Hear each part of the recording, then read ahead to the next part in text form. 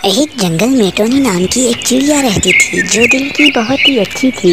हमेशा सब पंछियों की वो मदद किया करती थी। जंगल का कोई भी पक्षी अगर मुसीबत या दुख में होता तो ये टोनी चिड़िया हमेशा उनकी मदद किया करती थी, जिसकी वजह से टोनी चिड़िया जंगल के तमाम पंछियों को बहुत ही ज़्यादा पसंद थी। एक दिन वो कहीं जा रही होती है और वो देखती है कि कालू कौवा अपनी छत की मरम्मत कर रहा होता है। अरे कालू भैया, क्या हुआ? आप इतनी तेज धूप में क्या कर रहे हैं? अरे कुछ नहीं, मेरे घर की छत थोड़ी सी खराब हो गई थी, बस उसी की मरम्मत कर रहा था मैं। अरे कालू भैया, मैं भी आपकी मदद कर देती हूँ, जिससे काम जल्दी खत्म हो जाएगा। अरे नहीं नहीं, ये काम तो मैं खुद ही कर लूँगा, आप चिंता ना करें। अरे नहीं कालू भैया, मेरी बात मानो तो मुझे भी अपने साथ काम करने दो। धूप बहुत तेज हो रही है, कहीं आप बीमार ना हो जाओ, और इस तरह काम भी बहुत ही जल्दी मिलजुल के खत्म हो जाएगा।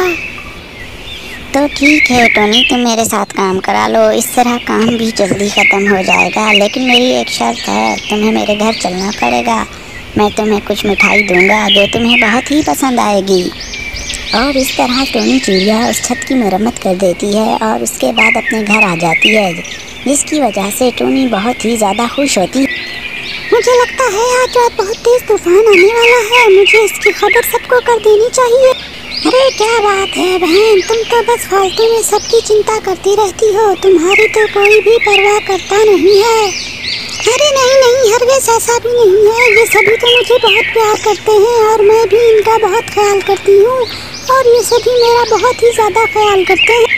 अरे बस करो बहन, झूठ उतना ही बोला करो जिसे कोई यकीन कर ले। मुझे सब पता है तुम्हारा कितना ख्याल करते हैं।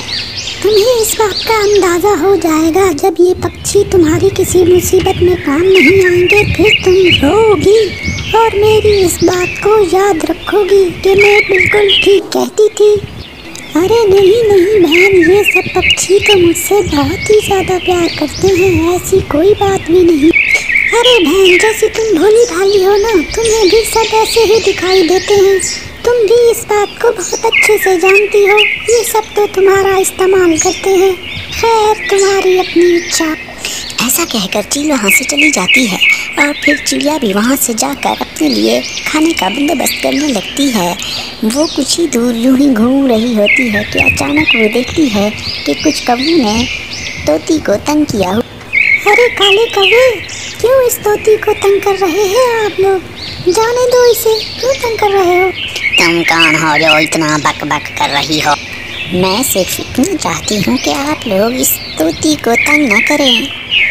अरे चिड़िया, कब से बैग बैग किए जा रही हो, नहीं छोड़ते इसे, क्या कर लोगी?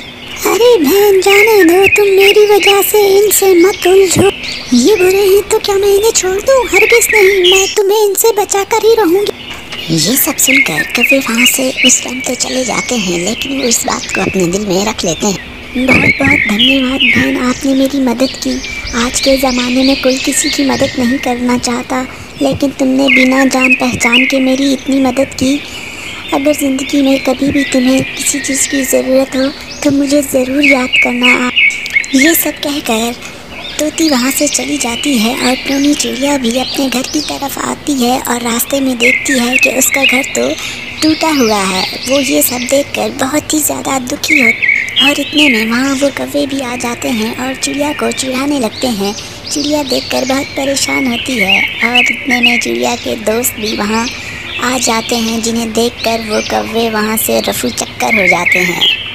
एक समय की बात है, राजा की नन्ही टोनी चिड़िया आसमान से चांद तोड़कर लाने को कहती है और बहुत ज़्यादा जिद कर रही थी, लेकिन जिद पूरी ना होने के कारण वो बहुत रोई और रोते रोते वो बहुत ही ज़्यादा बीमार हो गई।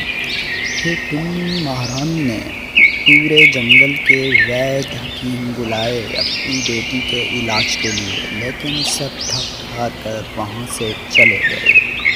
राजा ने ये घोषणा करा दी, जो पंछी इसकी बेटी को ठीक कर देगा वो उसे रातों रात माला माल कर देगा। राजा के इस फैसले पर तमाम पंछी इस पर मुस्कुरा रहे। लेकिन राजा को दरबारियों और नगरवासियों के हंसने से कोई फ़र्क नहीं पड़ रहा था, क्योंकि उसको तो अपनी बेटी के ठीक होने से जंगल में रहने वाले एक बुद्धिमान पंछी से राजा का दुख नहीं देखा गया और वो राजा के पास आया, कहने लगा, मैं आपकी बेटी के लिए चांद तोड़ कर लाऊंगा, आप बिल्कुल परेशान मत होइए। इतना कहकर कबूतर टुन्नी राजकुमारी के पास गया और उससे कहने लगा, टुन्नी राजकुमारी जी, चांद कितना बड़ा हो? मेरी उंगली के मोटाई जितना, क्योंकि मैं जब अपनी उंगली उसके सामने रख देती हूँ तो वो दिखता नहीं है। राजकुमारी जी, चांद कितना ऊंचा होता है? पेड़ जितना होता है, क्योंकि महल के बाद लगे पेड़ के ऊपर ही तो दिखता है वो चांद। अच्छा राजकुमारी जी, चांद कैसा दिखता है? वो तो पूरा सफ़ेद चांदी जैसा दिखता है, वो मुझे बहुत पसंद है, आप मुझे लाकर दीजिए ना किसी भी कीमत। ठीक है, मैं कल ही चांद तोड़ कर लाऊंगा आपके। फिर वो कबूतर राजा से मिलकर अपनी बात बताकर वहाँ से चला जाता है और दूसरे दिन वापस आता है। टुन्नी महारानी, मैं आपके लिए आसमान से चांद तोड़ कर लाया हूँ। टुन्नी महारानी उस चांद को देखकर बहुत ही ज़्यादा खुश होती है और उछलने लग जाती है। अपनी ज़िद पूरी करवाने के बाद उसकी तबीयत भी बेहतर होने लग जाती है, लेकिन उसके बावजूद टुन्नी के पिता को हमेशा परेशानी रहती।